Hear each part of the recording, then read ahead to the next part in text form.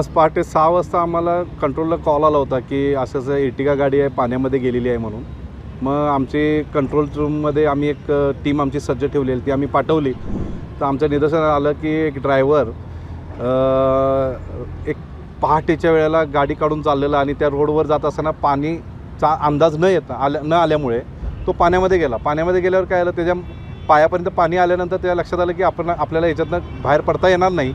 म्हणून त्यांनी काय केलं, किल्ली काढून तो टबावर बसला आणि टबावर बसल्यावर तो ओरडत होता. नागरिकांनी आम्हाला फोन केला. आम्ही त्याला पाण्यात जाऊन सुखरूप बाहेर काढलं आणि ती गाडी पण आम्ही सुखरूप बाहेर काढली आहे. त्याचं जीवितहानी काही झालेली नाही आहे, परंतु नागरिकांना हेच आव्हान आहे की पाण्याचा अंदाज आपल्याला कधीच येत नाही आहे. त्यामुळे आपण गाडी, सायकल किंवा टू व्हीलर ह्या कधीच आपण पाण्यातनं जाऊन घालायला नाही पाहिजे.